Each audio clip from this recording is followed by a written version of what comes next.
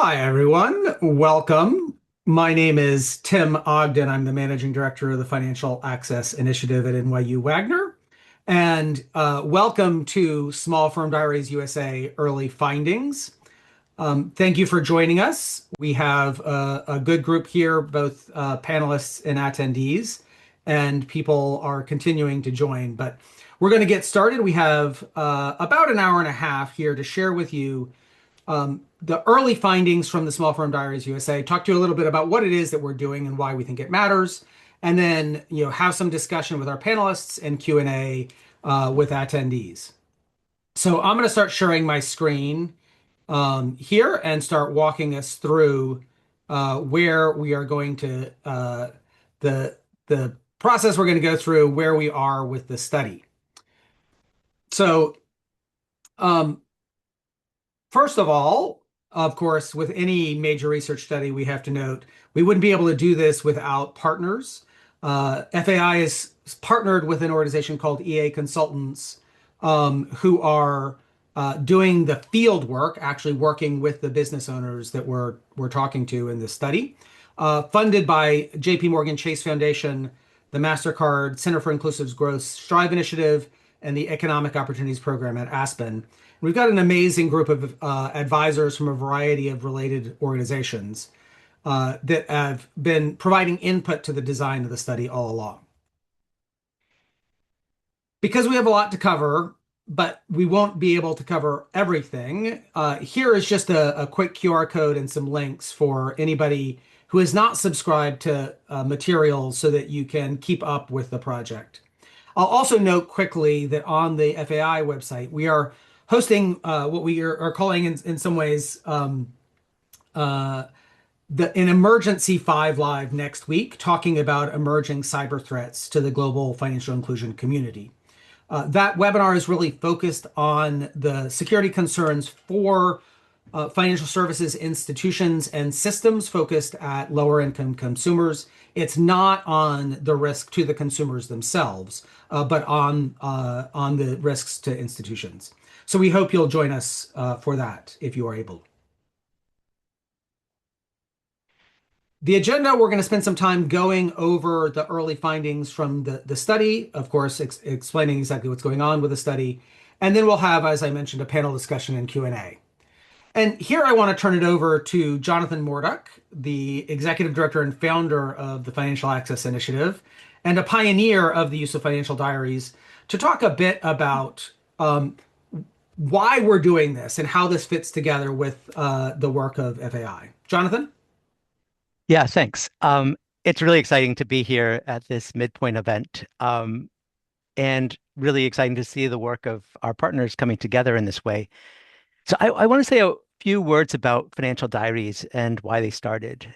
And the beginning point was that in a lot of the work that is done around the world, a lot of the thinking in business, in economics, in policy, we tend to see the world with data at a given point in time. Like, how does the world look in March of 2026? Or we look at growth rates from, say, one January to another January. But for small firms, for households, for workers, life is lived through the year. And there are often ups and downs. There are short-term hurdles. There are opportunities to seize that come through the year. And as you can see from this figure, which is looking at total revenue by month across firms in the sites that we've been working in, life is definitely not one steady ride. Lots of ups and downs, and that's where a lot of the action is. It's where we understand how firms are making choices, where they're running into constraints, and that's what the financial diaries are all about. Looking at a higher frequency than usual, month to month, but also having the chance then to pay attention, to listen to firms, to listen to workers, and ultimately to try to make sense. But that data isn't sufficient. So in the course of the financial diaries, we're also relying on data that comes from bookkeeping records, regular surveys with firm owners, and qualitative, what we call pause and reflect interviews, where we're trying to step back and make sense together with firm owners.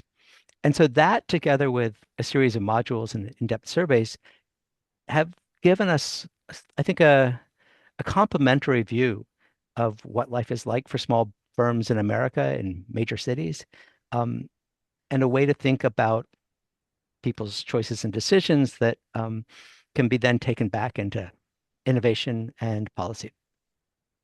Tim? Thanks, Jonathan.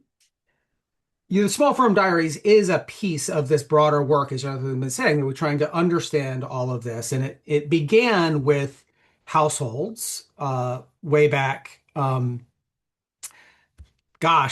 2000s, I guess, mid 2000s, began with households and has progressed as we're better understanding both the role of households and of businesses. And ultimately, this Small Firm Diaries project is global in nature, as you can see in the map here. What we perceive as the challenges of low-income households are shared in developing countries, in middle-income countries, and higher-income countries. And we believe the same is true for a lot of what we call small firms. We'll get into a little bit more definition. And that's why we think it's important to have this global view. Today, we're going to be talking especially about what we're seeing in the US. Do want to be clear that it is part of a bigger picture. And here I'm going to confess we use some AI to try and give you a visceral feel for one of the reasons we're doing this project at all, which is there's so many competing ideas around small businesses and the economy. You see the invisible hand of Adam Smith there, remaking things and creative destruction. You see the idealized view of the small business, the startup that is bringing light to its community, at the same time recognizing that most workers in the United States work at larger firms, that you've got the power of government through regulation that has this dual function. There is a role of protecting small business from unfair competition that we recognize. At the same time, there's a whole lot of discussion about how regulation impedes small business. And part of the reason we want to do the study in the first place is to recognize that these ideas are in conflict, and we need to do work to better understand the realities of the kinds of businesses that are operating in low income neighborhoods, employing relatively small numbers of workers, so we can design program and policy and product in ways that are responsive to their real world experience and what their actual needs are. And the challenge of designing that is in part captured specifically here, even in our definition. And we use the word small firms specifically because the phrase small business is so vague as to be almost unusable. If you follow the news in the United States, you'll see constantly stories about surveys of small business owners or small businesses with very little information about who is in that group.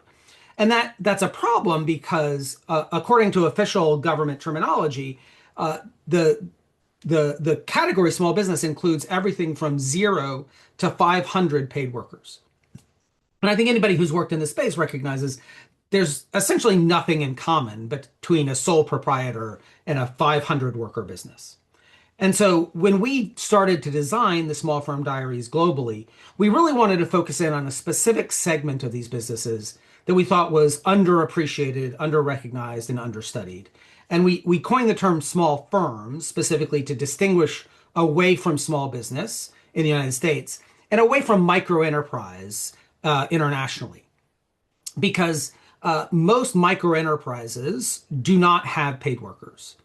And you see the scale there at the bottom is roughly sized to the numbers of these businesses, not to the number of employees or workers in these businesses, but just the sheer number of establishments. That non-employer firms are different from employer firms. It is a really big change to go from someone who just runs a business yourself to hiring someone to work in that business. Often I refer to it as a cliff. It's a big step up to that one paid worker. And theoretically, although this is less empirically grounded, there's another big step that really matters to businesses, and that's the transition from having paid workers to having a paid manager. What here we refer to as managerial firms. The point at which a business owner entrusts an employee with authority, control, decision-making power to make decisions that are consequential to the business. And so we refer to those as managerial firms. We define that as a firm with more than 20 paid workers, simply because that's a plausible way to say you can't have more than 20 paid workers without having a paid manager. And so when we define small firms, we define it in this range of 1 to 20 paid workers. And again, because we're talking about the United States, I want to be very clear. Those paid workers are not necessarily W-2 employees. That includes 1099 workers, unofficial workers, people paid under the table. It is really just a category of, are you paying someone else to work in your business? So that you have a better understanding of where our data is coming from. And as Jonathan discussed, when we do financial diaries, it is different from a lot of nationally representative or large scale surveys. Diaries are not representative. They are relatively small samples that allow us to get into these very highly detailed quantitative and qualitative situations. And so in the US, we're doing this study in 6 main cities with some businesses from rural areas around those cities, trying to get a flavor of different parts of the United States as part of our sample. But within each of these cities, these are businesses with paid workers in low income census tracts.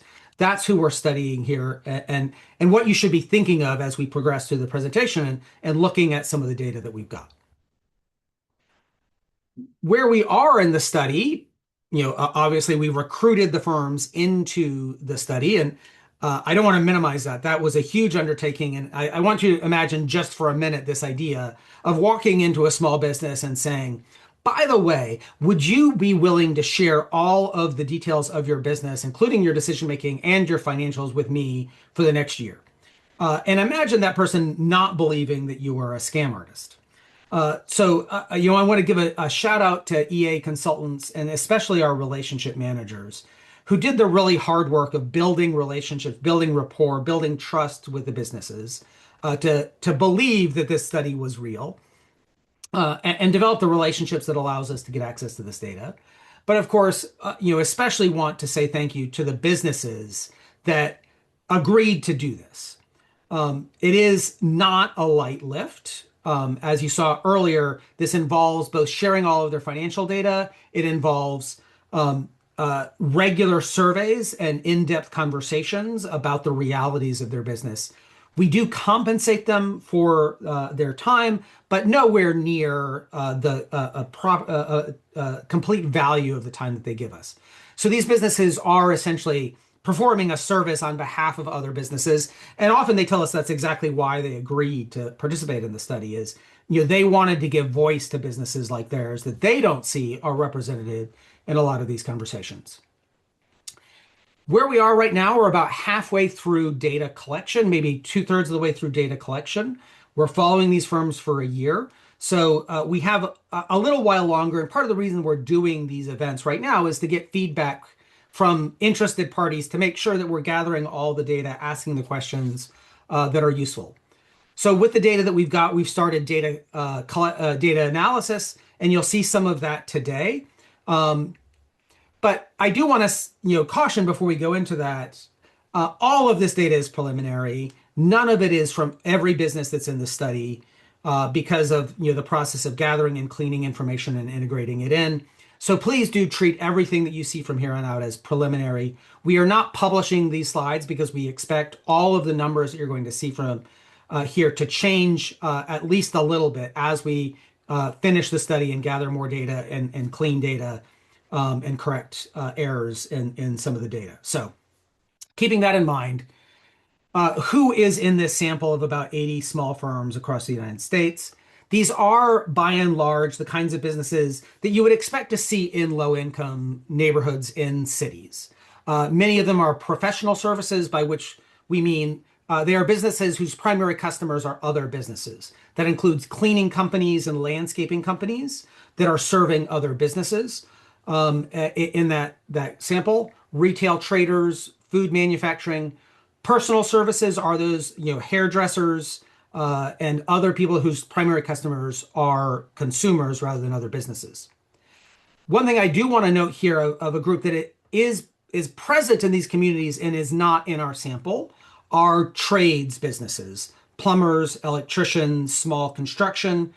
we see some of those. They are underrepresented, and the reason for that is, as I mentioned a moment ago, to convince someone to be in the study, you need to build a relationship, build rapport, convince someone that you're trustworthy. The owners running those businesses are infrequently in one place. They're out at their jobs working, and so finding them on a consistent enough basis to build their trust so that they agree to participate in the study was a challenge. And so we do recognize that that group of business owners particularly are underrepresented in our sample, and I just want to be clear about that. So as we look at where are these firms in terms of their financials and their age, we did require all participants to have been in business for at least 2 years. That is because, in general, roughly 50% of new establishments in the United States close within the first 2 years. And so, if we're doing an in-depth study like this, we needed reasonable confidence that the firms were going to stay open for the year that we were following them. So 97% of them are at least 3 years old. That other 3% are in that 2 to 3 year range. Um, Half are about 6 years or older. So these are businesses that have been around for a while, know what they're doing, by and large. More than 50% have female owners. More than 60% are minority owned. And some of that is, of course, a consequence of working in low income census tracts.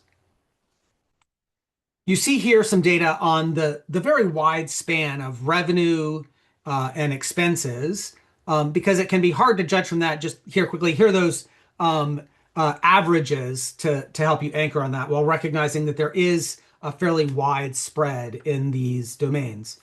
And also quickly want to note, when we talk about average monthly net income, that is not correcting or normalizing for how the owners are paid, something that we'll return to later. Some firms pay their owners on a W-2 regular payroll, some don't, and that obviously has an effect on what net income is. Half of the businesses say the business itself is the primary source of income for their household. Again, this is important for understanding these businesses, but recognizing within the small business world, there are certainly a number of what we might call hobby businesses that are not necessarily designed fully to generate income. More than half of our businesses, the business itself is the serious business that's generating more than half of household income. And when we ask the businesses, how do you measure your success? You can see the largest group there is they measure their success in revenue. We'll come back to this as well, though. Note that 20% of them do measure their success in terms of their impact on their community. A theme, like I said, that we'll return to. In terms of workers, the average number of workers across the firms is 7. I want to be clear, though, that is not adjusted as a full-time equivalent. That is simply the number of people who are being paid, even if it's only for a couple of hours a week. Some of those are W-2 workers and full-time. Many of them are 1099 workers or part-time. And here is just that disclaimer I mentioned earlier about all early findings. We expect all of this data to change. Now, one other quick thing I want to address before we get into what we're seeing in the data is it is a particularly tumultuous time. And even before we take into account the Iran war and its effect on fuel prices, there's a lot going on and a lot that changes. And there's some question of how does the data that you're seeing now relate to what normal is? But the reality is, especially for small business, this time is always different. So if we think about the 5 years prior to 2025, that included the PPP forgiveness, it included rapid inflation, it included sort of the coming out of COVID. The 5 years before that was a period of steady growth and relatively low inflation into COVID and PPP loans and all of that that was going on. That for the 5 years before that, we had the growth of the economic situation of zero or near zero interest rates and the growth of the gig economy. Before that, had the housing boom and how that was distorting economies and into the global financial crisis. Before that, we are in the aftermath of the dot-com bust and what's termed the China shock. Before that, we had the dot-com boom. So you take any period of 5 years, the reality of small businesses, you're always operating in a volatile environment. And so while we do recognize there are some very specific things happening in the economy now with tariffs, with AI, with administration change, with the Iran war, the uncertainty and the variability is a constant factor for the kinds of businesses that we're talking about. So, over the course of the next 20 minutes or so, I want to walk you through four key pieces of what we're seeing in the data so far. What we're seeing in terms of the growth trajectories of these businesses, the financial health and why health is in quotes there, I'll come back to in a minute, and their experience with credit, what we're seeing in terms of jobs, the key challenges of the firms themselves, talk about that they face. You'll notice the and AI and the current economy. Those are not things we're going to talk about today. They are things that we're paying attention to. It's just not things that we've analyzed yet and we're ready to start talking about. So to set the stage here, I do want to note any person who goes out to start a small business has to be an optimist. It is a hard thing to do. You have to believe that you're going to succeed. And just a quick video that we use to sort of illustrate this issue of, the optimism the business owners have versus the reality of actually operating a small business. A man walks down the street, says, "Why am I short of a 10?" And yes, those are my children. I am also facing existential dread because the youngest of them is about to graduate high school, and I'm confronting being an empty nester. And in part, the video is just my cope with the my children moving on. So let's talk about the firms that are in the study and their growth trajectories. So keeping in mind, as I mentioned, these are optimists. It is remarkable that the firms say that they have exceeded expectations. Not quite half of them exceeded expectations. A third of them say they met expectations. Only a third say they fell short. So these are optimists, and in general have been satisfied with the process that they made. And when they started their firms, it is important to note these weren't firms that were just sort of temporary, on the side kind of things that they didn't expect to grow. Almost two-thirds of them expected the businesses to grow significantly when they started them. And you see this bulk of them are both saying 70% that their businesses are somewhat or much larger than they were when they started, and similar 81% expect them to keep growing over the next 12 months. How well are they doing given that optimism? We ask the businesses, how do you perceive that your business is going to operate for the calendar year of 2025? What's your perception? And then, as part of the study, we are looking at their bookkeeping records so that we can calculate based on their records, how are they doing, not just their perceptions. So here you see on the left-hand side their perceptions of how they're operating. On the right-hand side, using an early version of the bookkeeping records, positive net income. We defined break even here as plus or minus 10% of total revenue.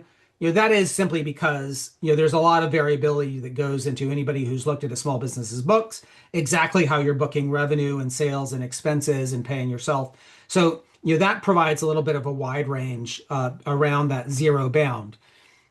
And how we interpret this is, of course, because of the way that owners pay themselves, they may perceive themselves as operating at break even because their perception is about once I take some income from this business, where in the books where you see that positive net income, that's before their what they take out of the business.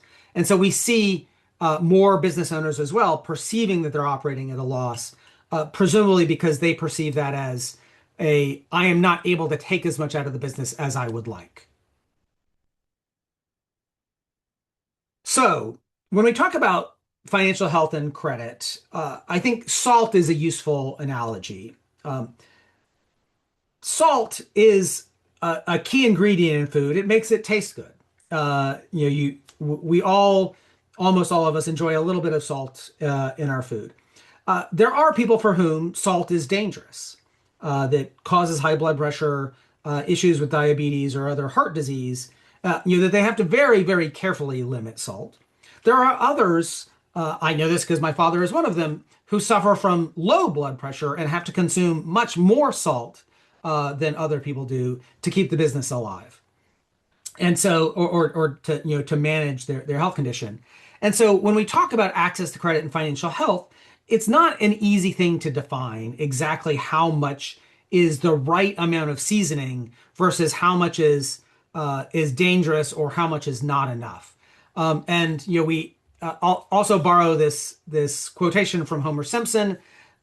He's talking about beer, but credit as the solution to and the cause of all of a business's problems. The other reason to really focus on this is, of course, a lot of policy and program around small business is around access to credit. And so that is a key area that we wanted to better understand is how these firms dealt with credit. Did they have access to credit? If so, how and on what terms? Why? What did they use that credit for? And what we do overall see is that the businesses have access to credit. So 80% of them have a personal credit card or a business credit card or both. So there is some access to credit. This isn't taking into account whether those lines of credit are maxed out. It's also important to note that most small business credit cards require a personal guarantee. So the fact that it's a business credit card is not meaningfully different from it being a personal credit card.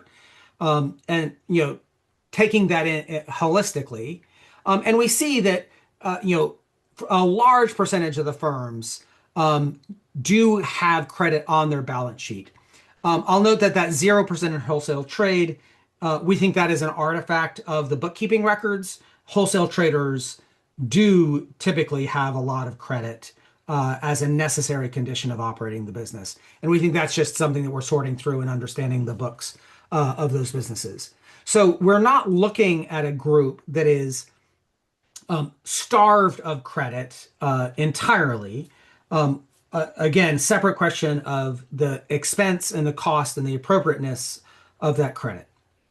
I also want to note here as we think about this that this doesn't also correct for merchant cash advance and predatory lending within the environment for small businesses, and we know that is a big issue. When we talk about to the businesses about the purposes of their credit, we ask them, when you have financial challenges, how do you cope with that? And really interesting here that their primary tool for managing these financial challenges is their own household finances. But using lines of credit is a significant part of the mix. I also want to note, used personal funds versus delayed, reduced, or skip paying myself. In some ways, those are the same thing. When we look at this economically, just the question of has money moved out of the business into a personal account and then moved back into the business? In some ways, that distinction doesn't materially matter as we understand how the businesses are managing the challenges. We also see that the firms are still optimistic about the future when we ask them about making new investments. Two-thirds of the firms made new investments in the last year, and all firms plan on making new investments over the next 12 months. About a third of those say that they will finance those future investments with new credit. But the majority of them are saying it is with savings that they are planning on financing their investments. So this gives us a little bit of the window of the uses of credit as a mechanism for managing volatility versus a mechanism for funding investment. What are we seeing on the job side? So again, remarkable that between the second half of the year, even post-tariff, even post some of the questions about affordability and persistently high inflation, Most of the businesses reported a net increase in the number of workers. Again, just being careful that this is number of workers, not total expenditure on labor. But it is remarkable that they are bringing in additional paid workers. That being said, we do see a meaningful amount of change in that number of workers over the course of time. One thing that I have learned through the process of the Small Firm Diaries is how hard it is to interpret government statistics on labor, particular labor in small firms. The measures that we typically use for whether labor in small businesses is increasing or decreasing is based on how many people are paid a particular 2 week span of the year. So it's looking at numbers comparing year to year, not changes within the year. And again, for those people who work in the small business space, I think it's unsurprising to see that there are these bounces. This is data here that you see for New York. We see similar, there are some businesses that are fairly stable in number of workers. There are other businesses that are changing that number on a regular basis. And that is an ongoing area of work for us, is better understanding where the jobs are, what the jobs are like. And I'm sure Joyce will speak to this when we get to our further discussion and Q&A. There's also this important question about the quality of the jobs in these businesses that is a key focus of the work that we're doing. So what do the business owners themselves say is their key challenges? Hiring and retaining qualified staff here is the number one, roughly half of the businesses. Unsurprisingly, supply chain issues are fairly large given the environment when we were asking these questions and the tariff disruptions. I think it is remarkable that this managing of staff is their number one or the most commonly cited challenge. But what do they focus their time on? I'm going to narrow this slide in because there's a lot here. You'll note that hiring and retaining workers is over there to the right. That the four things they spend the most time on. This is really interesting to me because if you talk to most small business coaches working with CDFIs or community development organizations, I think they would be very pleased to see these responses. That the things that a business owner should be focusing the majority of the time on, getting new customers, improving the quality of goods and services, retaining existing customers, improving their processes. Those are the things in business coaching programs that we tell business owners to focus on, and they are doing that. But for the fact that people are saying that, number one challenges are hiring or retaining qualified staff, the fact that they're spending relatively less time hiring and retaining workers there is really interesting. There are a couple of possible explanations for that, which include I don't know what to do to make a difference there. And so rationally, I am spending more time on domains that I do have some idea of what to do. At the same time, I think it's important to note here that I have yet to meet a small business owner who said, I wanted to start a business because my goal was running a HR operation. Most small business owners are not starting their businesses because they really want to manage staff. They want to run a business. And so also factoring into that, a key part of running a successful business is your ability to hire and retain staff. But that is not necessarily the driving motivation. And when you're pulled in a million different directions, it's very easy to gravitate to the things that were your core motivations, what led you to start the business in the first place. And I think that points us in some directions as we think about what are the supports that these businesses need, what kinds of tools and services and supports do they need, and the level to which that goes to creating good quality jobs, keeping people in those good quality jobs, retaining workers is important for their long-term survival. So we fire hosed a lot here. The point of this was not to go deeply in any particular perspective into the data, but to give you a flavor of what we're doing, why we're doing it, the kinds of things we're seeing. And specifically, that's because we want to know from you what questions do you have? What aren't you seeing in this data? What has this early data raised for you? And so in the Q&A session, directly with us via email, however you want, we're very interested in getting feedback on things. But I want to take a few minutes here to tell you what we're planning on and what we're thinking about emerging from the data that we've seen so far. So understanding the trade-offs that business owners make, they can't do everything. Understanding the policy trade-offs. What does this mean for CDFIs, for community development organizations, for state and local and federal policymakers, and what does that mean ultimately for sustainable and effective interventions? So, to frame this, I want to look at this question of firm aspirations, because this always is a really big question when it comes to small business. There's a lot of policy that is framed around the idea of small business as drivers of growth, and even the idea of generational wealth being an outcome of being a small business owner. I think a lot of the people who are in the details of working with small business owners know that, gosh, it would be great if generational wealth was on the table, but survival is much more of an issue for a lot of these small business owners, eking out enough of a profit to pay themselves, not necessarily to generate a large asset that can be passed on to the generations. At the same time, though, there's a question of how many of these small businesses really aspire to grow. There are certainly a large number of small businesses, and I want to be careful not interpreted pejoratively, that are lifestyle businesses. This is a business created by a person who wants a job in a particular shape because of childcare issues, because of family issues, because of health issues, for any number of issues, that growth is not their goal. And we don't want to ignore those businesses.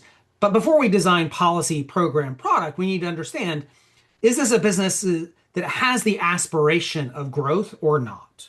That has to play a role in what are the right things that we provide to them. A third of these businesses, their top goal is that they will have expanded in terms of revenues, locations, offerings, employees. But second on here that is really important is this: the businesses will become more financially stable. And this harkens back to what Jonathan was talking about at the very beginning. A key challenge we see in these businesses in the US, but also very similar to what we've seen globally, is how to manage the volatility of the business. And the tools to help them manage those ups and downs, unpredictable ups and downs of their businesses, are lacking. They are really struggling with the tools and the techniques to manage cash flow, to manage volatility. And so what we see here is a group of businesses that are trying to find that balance. They're trying to grow, but they're trying to grow in a way that doesn't expose them to even more risk, even more volatility, even more instability. But also here at the bottom, I want to point out they are not prioritizing their personal financial security very highly in these numbers. They are really pouring themselves into making these businesses work, making these businesses grow, making the business stable. And their personal finances are often the primary pressure release valve that they are using to cope with this. And we think that's a place where we really want to focus on as we think about, what can we do to better support these businesses. Um, Here is another view of that question of the trade-off between growth and stability. So we asked this question a couple of ways, where we asked businesses to trade off between less growth and more growth, and more or less stress, or more growth but and more volatility, or less growth and less volatility, recognizing that those really are trade-offs. We asked the question in a couple of different ways to make sure that this is a complicated question. We want to make sure that people are understanding the question that we have, and we're reassured by how similar the answers are here, that people understand the question that we're asking and the trade-off we're asking them to make. But that the largest group of these people are in this middle, trying to balance the growth and stability. When we ask similar questions internationally, we see something similar, although slightly what I would call shifted left. that the business owners prioritize stability even more. But still, it is within a group that we refer to as stability entrepreneurs. Using entrepreneur in its original sense, people who are out there taking risk to grow a business, but also who are trying to generate stability.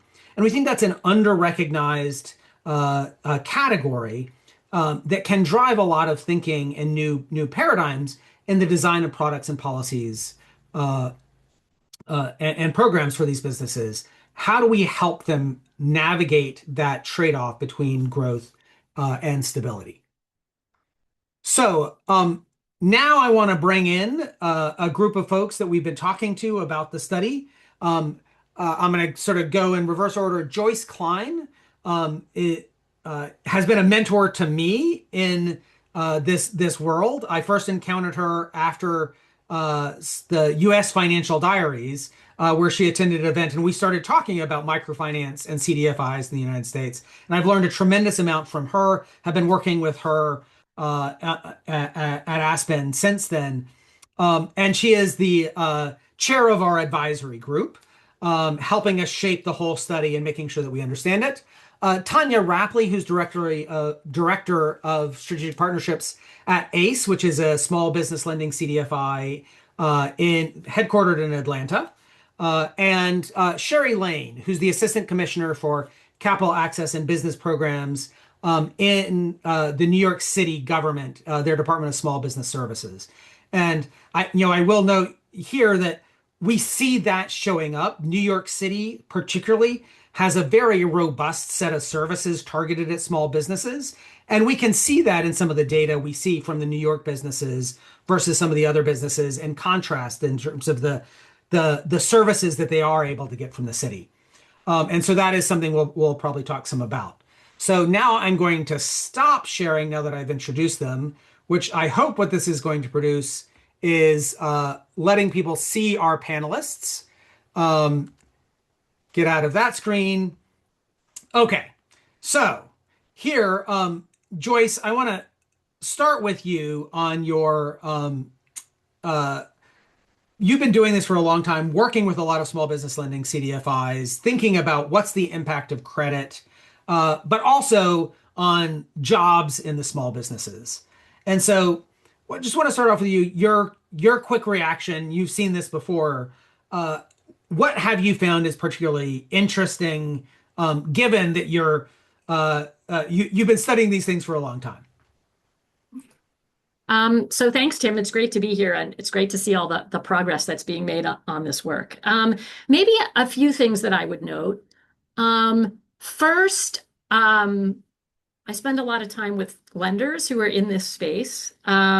So I think it's interesting to see, it continues to show that credit's a really important tool for people. It does show that a lot of people are accessing credit, and I think one of the things that's interesting and important to recognize right now about what's happening for small businesses and very small firms is that there is less of an access problem than there used to be. There's more of a people are accessing bad products problem than there used to be. And so I think that's something that we really have to confront in the US. So I'd love to see a little bit more about that. The other thing that it was interesting to me that, and you know this because we've been working on another project together called Shared Success, when we're really focusing on how CDFIs are interacting with small business around issues of job quality and helping them to think about how strengthening job quality could be a way to help them strengthen their businesses as well as make their workers better off. And what's interesting is, but not surprising, given what we've heard in other sources, is how many people find that a huge challenge for them is finding and retaining workers. So it was really interesting to see that reinforcement. The third thing I'll say is these businesses are actually doing pretty well. Like if you look at some of the other data out there about, like, for example, the Fed Small Business Credit Survey, the last couple of years have been pretty rough for small businesses. So the fact that these folks are actually operating a profit, they're hiring, they're mostly paying themselves is actually a pretty optimistic sign, I think. Tanya, you are also interacting with a lot of businesses in Atlanta, providing credit to them, thinking about the role of these businesses in their communities. Are you surprised by what they say about their motivations and how they measure their success? Is that something that you see with a lot of the businesses that you talk about of their, trying to balance both their personal finance and conceiving of themselves in terms of their impact on their community? No, not at all. So at Access to Capital, we are a capital provider. So not necessarily credit, but we do provide lending capital to small businesses, particularly catalytic capital to help them grow. And a lot of the businesses that we see are ready to grow and scale their business. One of the things that's central to our business model is understanding the impacts they'll have on their community. So a lot of our are community oriented. So not really surprised to see that or any of the other information in there at ACE. One of the things that we took note of last year was 30% of our lending last year was to rebank predatory debt. So to help business owners with more affordable terms of debt, because a lot of times they're turning to credit cards instead of more affordable solutions. So no, this was kind of in line with what we're seeing, but I also understand that, the business owner that does have time to participate in something like that is going to be a little more established than the business owner who is really just scraping by. So I'm also acknowledging that as well. Absolutely. I do want to just quickly say for all of our attendees, there is the Q&A function. We're starting to see some questions there. We don't have to wait to answer those questions. So if you do have questions, please do go ahead and add them to the Q&A and we'll include that. But Sherry, would you give us a quick overview of the kinds of services that the city of New York tries to offer? And I'm particularly interested in, the trade-offs that you perceive between something like credit versus training and navigating. I think in general, people would say that the New York regulatory domain is a little bit more complicated than, say, in suburban Atlanta or other places around the country. And so, how do you think about the services that are both about helping people start businesses, navigating, interacting with the city, but also supporting that ecosystem? Sure, thanks. And happy to be here with everyone. So SBS or Small Business Services, we call ourselves SBS, provides a number of free services to small businesses in the city. We're both a direct service provider ourselves and kind of a convener of small business providers. There's a big ecosystem here, as Tim alluded to, not just the government, but many CDFIs, many other small business nonprofits. It's a great place to do business, but it's a complicated place to do business. And so the programs the city sponsors range from a lot of education, so training, education, not just how to get capital ready, which of course is related to getting access to capital, how to use funding, how to not just grow, because we certainly see a lot of what you're saying. That's not the goal of every small business owner in the world, certainly not in New York City. It's to sustain, it's to provide, you know, general wealth, of course, is, a term that is used and has, real meaning, but it's also a paycheck for your family in the moment, right? A way to pay yourself, oftentimes a way to pay your community. And so, there's a lot of goals around that we try to help, local businesses meet. The balance between, making this a city where it's easy to open, easy to operate your business, easy to grow if that's your goal, does involve, of course, educating on navigating government. It's how to balance creating a regulatory environment that keeps people safe, including the business owners themselves, but in a way that is understandable, that can be delivered in a affordable manner. And so at SBS, we do also prioritize educating on those regulations, helping to navigate the path, know where to go, who to ask questions, how to make sure you're compliant. That's really important to us and sets that foundation so that when a business is ready to apply for a loan, they don't run into certain hurdles like, oh, you are behind on these back taxes, you don't qualify.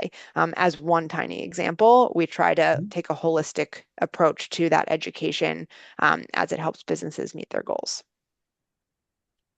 Um, Tanya and Joyce, I want to come back to you on the challenge of offering capital, not just from the perspective of the business, from being an organization who is trying to do this lending. But quickly, I want to mention some of the questions from the Q&A. So one question about managerial firms versus small firms.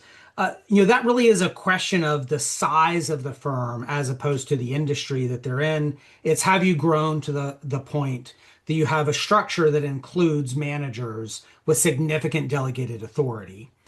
One of the things that we see, when we look at the firms in terms of their priorities, we do see growth as a priority. We don't see hiring managers as a priority. And there is a really hard ceiling there of how much you can grow if you're not willing to hire a manager. And so that's why we do perceive that there's a difference, is getting yourself to the point where you trust someone enough that you're going to give them some authority. So, that's where we see that breakpoint between a small firm and a managerial firm. Someone also asked, is a recording available? There will be versions of this available.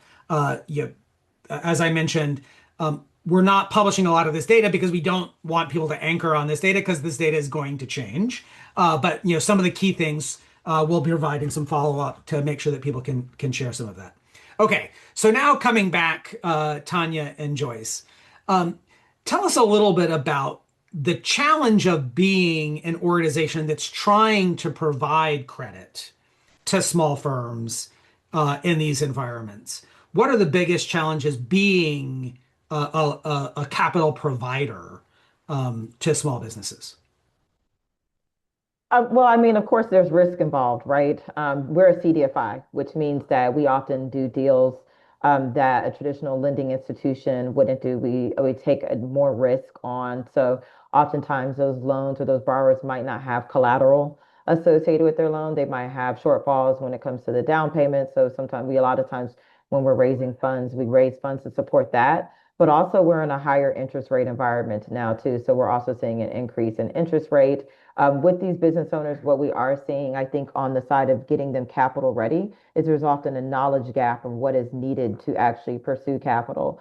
So we spend a lot of time educating them on that, but then also understanding how to properly utilize the capital after they've received it, because we are in the business of providing them with capital support, but we are also in the business of getting paid back so that we can lend to other business owners. And so it is really ensuring that they know how to utilize it and having conversations with them before providing them with that capital. I think some business owners just say, hey, I need money. Okay, we need money. And then what are we going to do with that? How are we going to use that money so that you can either grow, sustain operations, or become more self-reliant so that it's not about covering of shortfall or, sometimes there's equipment and expansion capital needs, but we want to make sure that we're getting them as financially stable and stabilize them as much as possible. And that can be one of the challenges, is that a business comes to us because they have a riskier profile and we have to manage that risk and support them throughout that.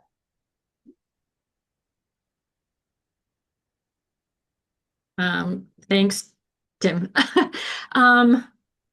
I'll try to be not too long on this, but I think so. The first thing I will say is I spend a lot of my time working with CDFI small business lenders, but mostly in the sub $100,000 space. So it sounds like somewhat different from what Tanya's experience is, where they're working largely with more growth-oriented firms. And the big challenge here, I would say the first big challenge is that this is a part of the market that doesn't work very well. And it doesn't work very well because the costs of doing smaller dollar loans at affordable prices is extremely challenging, because you're basically going to lose money if you're charging an affordable rate on most of those loans. So it's been a challenge for more mission-oriented lenders or CDFIs to be able to grow in that space, because you have to raise money to sort of basically subsidize your lending costs. The other thing we've seen in the last decade and a half or so is a huge expansion in lending in that part of the market, almost exclusively among non-bank lenders. And those non-bank lenders take a range of different forms. Some of them are tied to merchant processors. So sometimes they're called merchant cash advances. Sometimes they're embedded in platforms that manage payments. And sometimes they're embedded in other kinds of like folks who now like will sell you software to run your like wellness business or to run your other kinds of businesses will also lend you money through that platform. Run your retail business will lend you money through that platform. And we've seen a huge expansion in that space. It's a place where technology has made it much easier to give people a fast lending decision and a fast funding decision. And in some ways, that's really attractive for small businesses because they don't have a lot of time. Many of them have been said that people have told them no a lot. And so they always are weighing like, how much time am I going to invest to get another no from someone? They want someone who can tell them pretty quickly whether they're going to give them money or not.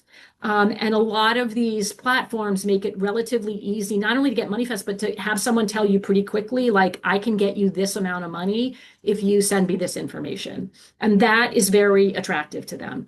What is really problematic about some of what is happening in that space is that the practices that underlie those lending products that are being offered aren't very transparent, and there's a lot of information, what I might call like, in a wonky term, information asymmetry. So often, because like business lenders aren't required and business financing providers aren't required to disclose an APR the way a credit card or a personal loan would be disclosed, people have a really hard time understanding what the costs are of those loans and being able to compare against different kinds of products.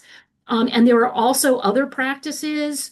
For example, a lot of times what people end up doing is not understanding that they're using a short-term lending product to finance a longer-term use of funds, and that can really undermine their business. It means they're borrowing more and more money over time at very high costs. And so part of what's happening is that even mission lenders who are using a lot of technology and trying to speed up their process and are pretty good are still competing against those lenders, and those lenders where it's really hard for the business owner to understand what they're getting into. So that's just speaking to this question about what's it like to try to be in that market right now, both for a small business owner and also for someone who's trying to really solve in a responsible way the capital problem for small businesses. The other thing I just want to note, Tim, and maybe this cues up another question, but it also responds to a question I see from Shannon Mudd in the question is like, you mentioned this question of like, do people want money to manage volatility, or do people want money for investment capital? And the thing that I want to note where I think we may see a lot of issues here is that there's also this concept of permanent working capital, which is a need that businesses have. And people might perceive it as a short-term use of capital, but it actually is a long-term use of capital for which you need a longer-term product. And a lot of what you see is people running into issues like, matching up like expenses and costs, but it's not a problem that ever goes away on some level. And actually using the short-term financing to try to solve that can be really problematic. So understanding a little bit better when we say people are having like a cash flow problem, like what's the nature of that cash flow problem? Because that's really important in getting people a product that really allows them to grow their business and reinvest in their business versus just paying every cent they make to somebody who's providing them with high cost financing. Mm.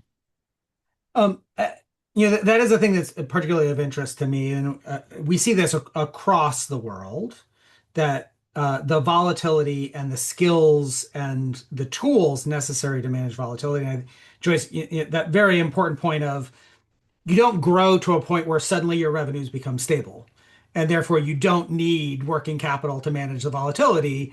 Large businesses have exactly the same issues. They just have lots of staff and lots of bankers who handle that problem for them, so that to the average manager, liquidity is not something you have to think about on a daily basis. But one of the things I've learned via my interactions with Joyce and through her to the CDFIs that are trying to do this the right way, two things that were very surprising to me when I first came to the space. One is, particularly in the US, how expensive marketing is. That so many people are out there, and particularly it's grown, as Joyce noted, offering capital that is not healthy for the businesses, that it's hard for responsible lenders to get through the noise and hard for the business owner to tell what's the difference between ACE and ACE Inc. I'm inventing ACE Inc., but ACE Inc. is a predatory merchant cash advance lender who has a very large budget to text people constantly, and then finding their way to the right organization who then has a lot of questions because they're trying to do things the right way versus the I can get you $500,000 tomorrow.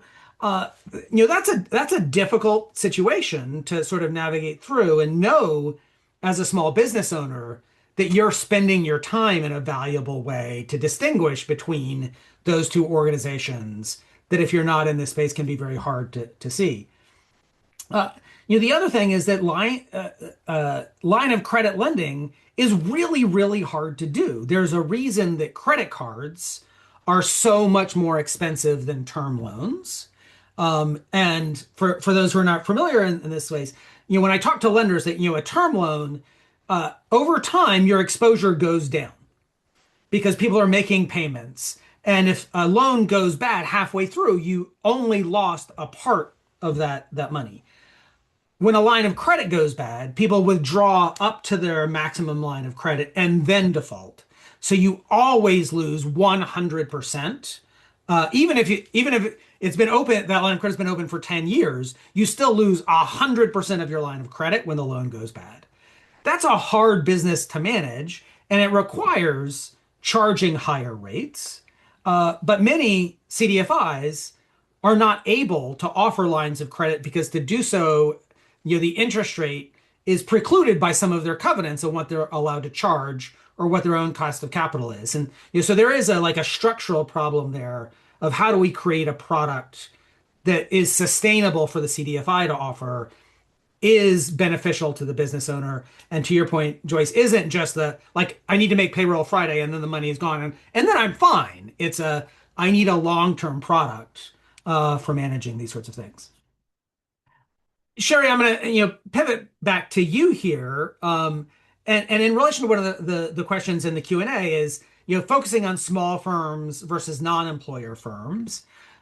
As a city government, your job is to serve everybody in New York City, not just pick winners and decide we like these kinds of firms and we don't like those kinds of firms. At the same time, my answer to the question of why we chose small firms versus non-employer firms is, the data in the US is pretty stark. If you don't hire a worker in your first year, you never hire a worker. You are not creating jobs. So if there's a policy reason to focus on employer firms because that's where employment growth comes from. How do you, like within small business services, serving all New Yorkers, think about the balance between the non-employer firm versus the employer firm, creating jobs, creating a vibrant economy? Non-employer firms are still earning money and spending money in the community. How do you balance those trade-offs and how you direct your services? Sure, thanks. And then I'll answer that question and then have a quick comment back to the product conversation and cash flow. So it really depends on the intervention. So what you're right, we do have a mandate to serve all small businesses. And so we try to make sure that we have access to interventions for across those different types. So most of the businesses, for example, that consume our free business education content, whether those are in-person sessions or in webinars, are businesses that haven't even started yet, right? We call them pre-startups. Maybe they're thinking of starting a business. Maybe they had a dream last night of starting a business, or maybe they have a full plan and are ready to hit the ground running tomorrow. Many of those businesses also, at least in the very short term, plan to be a solopreneur, plan to maybe do something either on the side or as they're looking for another job. And maybe some of them end up starting eventually businesses that become employer-owned firms. So we want to make sure we're creating interventions for different parts of the economy. Another example I'll give, we have a program called Commercial Lease Assistance that's specifically connecting businesses with a commercial lease with an attorney to review their lease. Obviously, that's a specific section of the market of businesses that have a commercial storefront. Those are not going to be your solopreneurs. Likely, those are either already have employees or plan to do so in the near future. It's going to be lower scale in terms of number of businesses served, but that impact might be higher because of the level of intervention in that particular case. So just a couple examples there. Just quickly going back to the access to capital question on the cash flow inconsistencies, we recently actually launched a product called NYC Future Fund, which is specifically trying to get to businesses that don't just want that term loan fixed payment every month, but want a payment that goes up and down with their cash flow ebbs and flows. So this is and how we worked with a fund administrator, CRF, to help us design this, and essentially pulled out the interest so that every month the business will be required to pay an interest amount, a fixed interest rate for their whole loan. So for the lender, they're able to plan a little bit easier, knowing they'll be getting that interest every month on the declining balance. But the principal payment actually varies based on the revenue of the business that month. So it's an example of, trying to work with local lenders, meet a specific need, but also building the product basket of some local CDFIs that are helping us with that. So I'm going to go on a stretch here and bundle in one of the questions, the Q&A, with some of the other themes that we've been talking about, and that is the combination of threats to the business, not just an advertisement for next week's Five Live, but the AI and increasing cyber threat environment. There's a question about insurance. Businesses are exposed to a lot of threats. One of the places that we're doing the study is in St. Louis, where many of the small businesses are still recovering from the tornadoes in St. Louis last year. We expect more small businesses in low-income census tracts to be exposed to climate risk. At the same time, health insurance is a big area of foment right now in the United States. These other increasing potential threats. What do you see as the role for the ecosystem in not just the credit side, which dominates a lot of conversations, but in the risk protection side? What can we be doing to mitigate downside risk, insurance, training, threat protection, any of those sorts of ways that we can help businesses protect where they are, not necessarily invest in growth? That's to all three of you. Anybody who wants to jump in there. I'll start out with answering that question because there's also a question about what happens once the loan is dispersed, the use of funds, and the coaching they receive. And so I guess one of the things that we do to support the business owner with their business advisor is that when they receive a loan, is that business advisor is helping them kind of audit the health of their business overall. It's not just the financial health, it is where they are exposed when it comes to insurance. We regularly host cohorts and sessions on how to hire responsibly. We're working on a legal clinic right now, and we pull from our network of support. So we say our clients get coaching, capital, and connections. So we have our network of attorneys that also provide support and legal education to them, or workshops. Right now, the one we're working on is dealing with AI specifically and hiring and helping them understand how they can better protect their business and better plan and create processes and manuals related to them. And so with each business owner, they're not required to meet with their business advisor, but our preference is that they meet with them monthly. And as you can imagine, the businesses that are doing well or feel like they have a handle on things don't meet as often as those that are experiencing a crisis. We don't penalize the businesses for not meeting with their business advisor, but they're there to support them over the life of their loan. So I also wanted to make sure that I'm answering that question. Management of cash flow for loan payment happen at ACE, or does the coaching use of the use of funds? So we can make suggestions. We will make suggestions, but the business owner is free to use their funds on how they prefer to use them. Just as we can make suggestions that, hey, we recognize that you probably should get this type of insurance, but we cannot force the business owner to do that either, because we don't want to make their funds contingent on them taking action. Mhm. Yeah, I'll just quickly add, I mean, a lot for us is about education and awareness and empowering businesses to make, their own decisions, similarly to what Tanya said. We do have a self-risk assessment on our website that enables businesses to go on and basically assess, what is their current situation, what type of insurance might they want to purchase, what are, the risks that they should be aware of. So again, really encouraging businesses to create a plan and to, follow through to be prepared in advance as much as possible.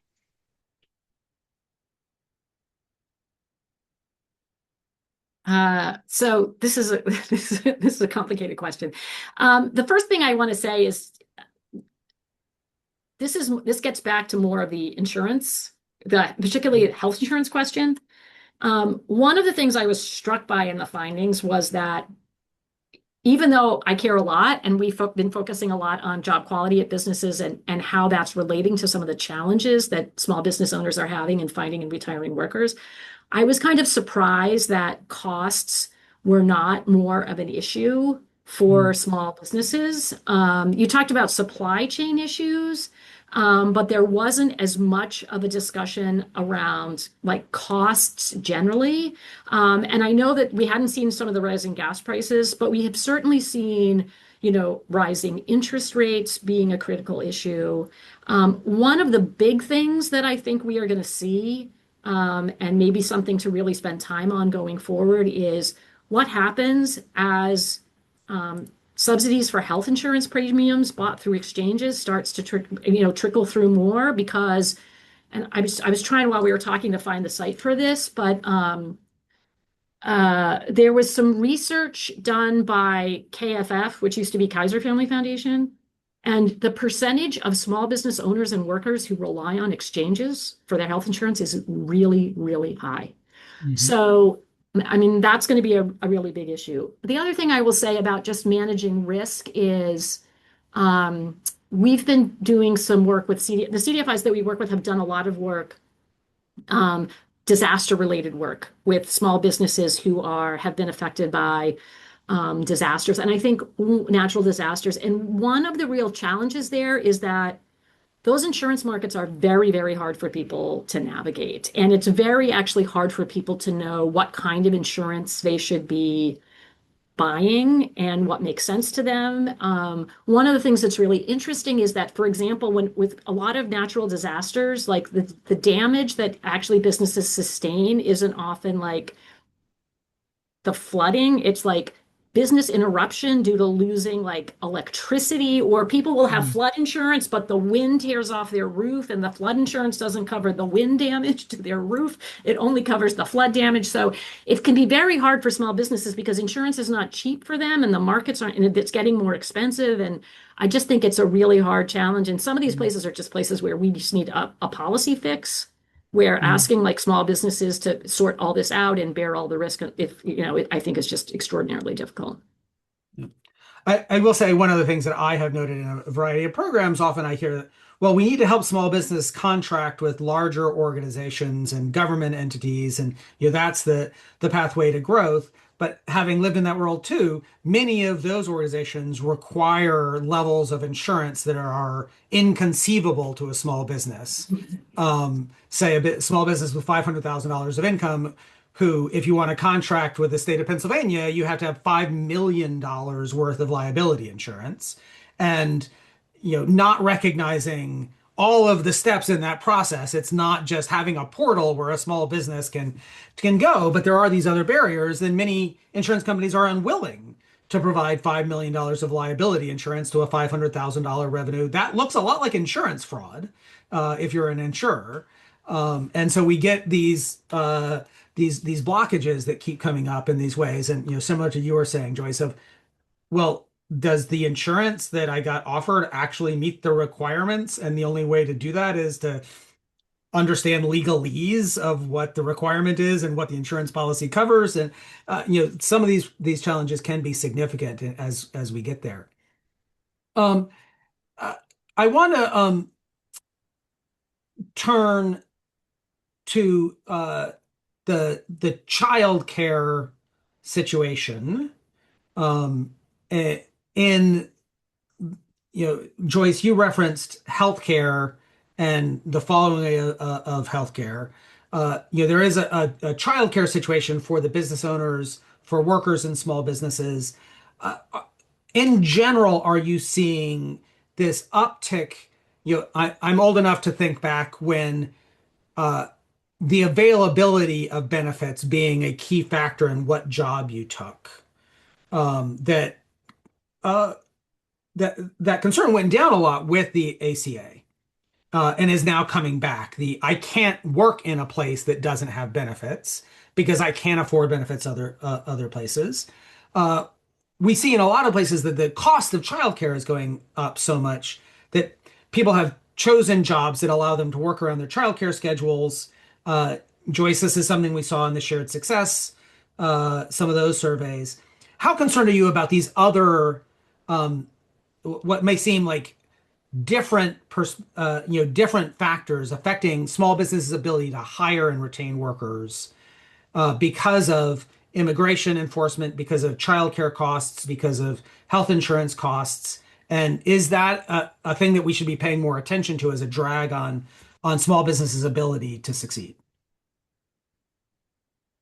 Um, so I guess what I would say is there are certain industries and certain communities where, in particular, the kinds of immigration enforcement activities we are seeing are creating real issues.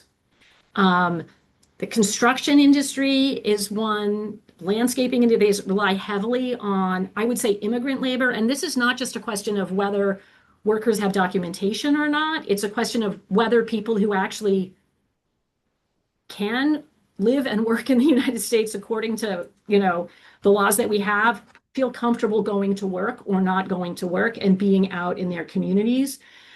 So construction is one where there's been, some targeting. Daycare is another one where we've seen issues where we rely a lot on an immigrant workforce to provide childcare. There are some communities where people just don't feel comfortable, and they may be people who are working in other small businesses, people who are worried about bringing their children to work. So in particular, some of the work that we've been doing with small businesses around job quality, but around other issues as well. This has been an issue where we've seen a lot of potential impacts on small business owners and their workforces.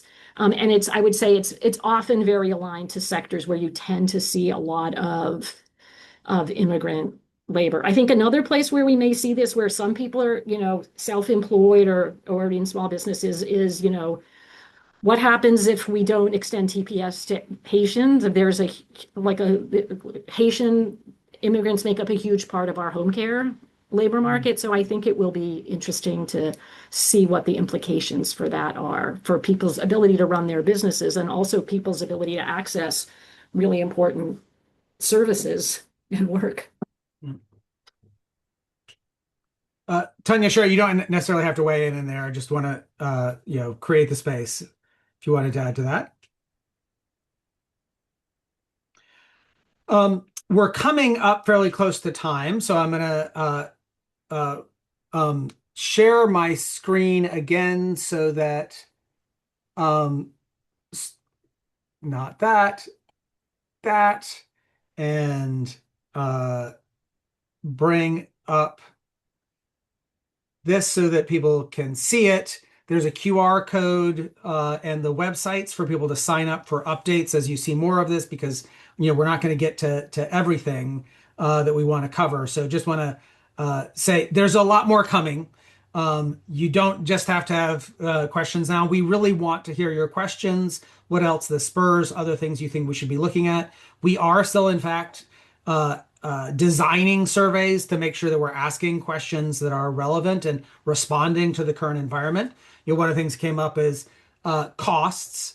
When that question was asked was largely in October and November. And we think the answers could be quite different in May than they were in October and November. And so we are going to be continuing to ask these questions about how the environment is changing. Again, one of the reasons we're not circulating numbers related to these presentations is because of how much we expect them to change. One question I do want to ask, I'm going to stop sharing and bring everybody else to close us out, is this question about um, the longer term for these businesses. There is a question of how do I grow now, but what does the future look like for me? Are we creating businesses that can be sold? Is there even if the business is investable in that sense, is there going to be somebody who wants to invest in a business or take over a business? Many small businesses just close down when the owner is done with the business. They don't sell on or get acquired. Is there something that we can be doing program policy now to think about retaining value in small businesses so that there is this ability to transition a business in a way that creates yeah, you're probably better off as an entrepreneur buying an existing successful business than trying to start one from scratch. You're better off as an entrepreneur selling your business than just shutting it down and selling it for parts. Are there things that we can be doing in that domain to make sure that more value that's already been created is captured? I could start here. I think this is something we've been talking a lot about, especially with, the silver tsunami of, more business owners than and ever before, certainly not until recent times, are, approaching retirement and looking for options to exit. And so in kind of appreciation of that, but also to set other business owners up for success in the future, really emphasizing the need to plan. So partly, again, that's educating on what are your options. And one of those options is, the worker co-op model. And we're seeing, more and more adoption of that in New York City, and in other parts of the country as well, where either an existing owner really, wants to pass their legacy to their current employees, or, employees start the conversation, and it's started that way, or that's how businesses are starting, Mhm. to start, from a worker owner perspective, to have that sustainable model in mind. So I think, for us, it's really a combination of education, awareness, and educating on these specific tools, that also might empower workers. Tim, I have a couple thoughts on that. I'm actually, first of all, I just want to say, like, the work that Sherry's doing, I think, is really important. We've been doing a bunch of work, some of my colleagues here, looking at employee ownership and transitions of businesses or other ways of transitioning business. So I think that work is really important. I also think it's really hard. There are some businesses where, like, if you're a professional services firm and it's mostly like your reputation that you're selling, it's very hard to sell that business to somebody else. So it's just very hard. The other thing I will say is I'm going to push back on two narratives for why small business ownership is valuable. One is that because what you're doing in this business is building an asset that creates generational wealth for your family, which is sometimes what happens. And it's a great thing when it happens. And it's a way we build wealth. But most small businesses create a business, generate income from their business, and use that income to invest in other wealth building opportunities. They send their kids to college. They buy a house. Sometimes they save for retirement, although that can be really hard without the kind of structure.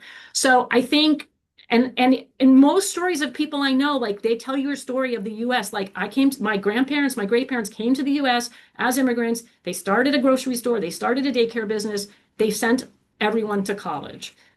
That may be a little harder these days, given what's happening in our labor market. But anyway, I just want to say, like, income becomes a source of wealth. And that's a lot of why people do Mhm. businesses. The other thing is, I really don't like this frame of lifestyle businesses, Mhm. because I think a lot of what people are doing when they start businesses versus working for someone else is they're making a choice about how do I maximize the value of my productive capacity when I engage in the economy. And sometimes and how do I do that given the constraints and opportunities that I personally face?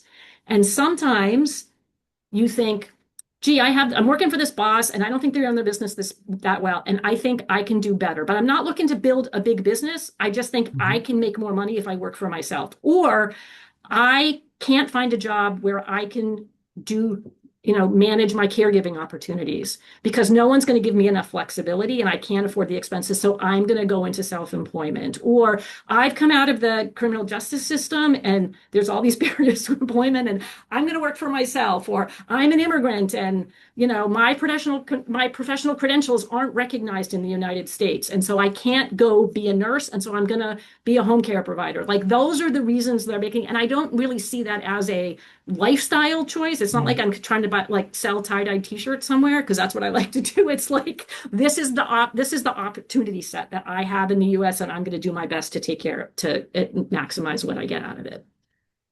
Can you coin a new term live, Joyce? I'm not the best brander, but okay, let's think about it. It's interesting though, because Fascinating. lifestyle, like as Tim described it earlier, conceptually makes sense, but the word Right. itself has a negative connotation. Yeah, yeah, exactly, exactly. Hobby as opposed to a need. Right. Yeah, exactly. And I'll close out with thoughts on that because I should have prefaced this conversation. I was a full-time entrepreneur for 9 years before joining my CDFI. And I am someone who built the business as a lifestyle and professional services. And it wasn't built to exit because once I exited the business, I was taking much of the value with it. And so with that knowledge and thinking about some of the businesses Tim, that you mentioned earlier that were utilized or referenced in this survey, professional services, retail, trade, food manufacturing. Um, those businesses aren't always ripe for transitions. And so the work that we're doing at ACE is largely around the silver tsunami. I'm actually working on a grant at this moment related to helping business owners better understand what it looks like to sell. We have found that there isn't a desire gap. There's usually a knowledge and network gap. These business owners have built a business out of necessity, so they never built it with the end in mind. And so our goal and what we're weaving into our education is how do you build a business with what the end would look like, thinking about what the end looks like instead of just now putting your children through college, paying and covering your basic needs. But then how do we help you evaluate your business? How do we check in over the life of your business so that you're evaluating it throughout the life of it? How are you ensuring that you're staying on top of your books? Because a lot of times business owners, when they're ready to sell, their books are a mess. So we want to make sure that we're providing them with those service gaps as well as the knowledge gap. They don't have access to the network of people who would buy their business. So we're actually working with a crop of aspiring business buyers or operators, helping train them and educate them on not just our capital, but any capital stack that you might need to assemble to purchase a business, things to take into consideration, ways to structure the business, and then we're doing matchmaking.